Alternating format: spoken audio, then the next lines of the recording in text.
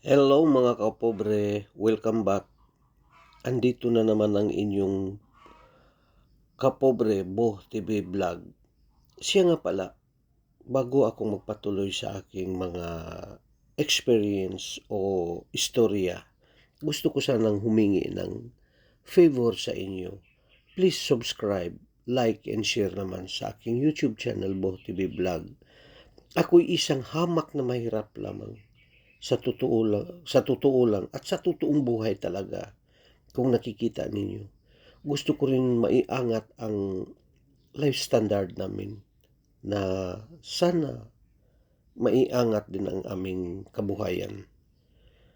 Ngayong araw na ito, inaya ako ng aking anak igala dahil nakikita niya ang sitwasyon ko dito lang lagi, nasa bahay lang lagi, at kita niya na may masama akong karamdaman.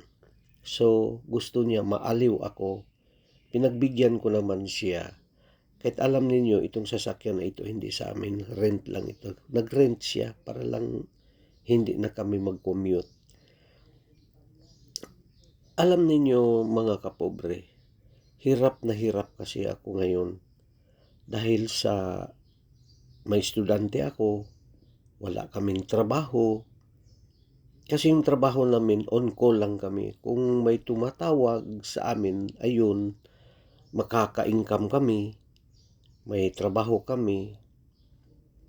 Yun ang pagkasyahin namin. Kung ilang linggo yun, budget namin yun.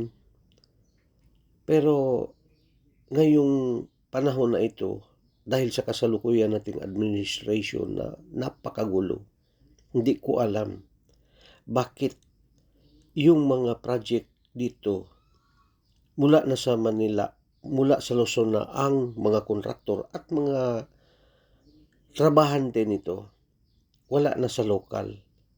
So ang nangyayari, yung para sa Mindanao, para sa Luzon pa rin yun. Paano na lang kami dito sa Mindanao? Kung may Diyos kayo, may Diyos din kami. Iisa lang ang Diyos natin. Bakit ganun? Bakit ganun ka-unfair kayo? Tulungan naman ninyo kami. Hindi kami humihingi ng tulong na libre, kundi paghirapan din namin. Please.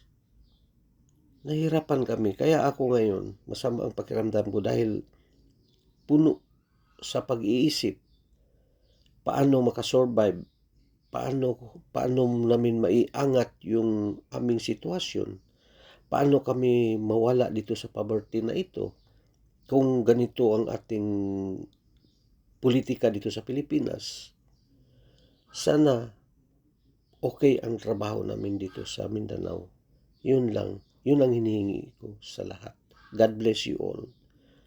Pagpalain tayo.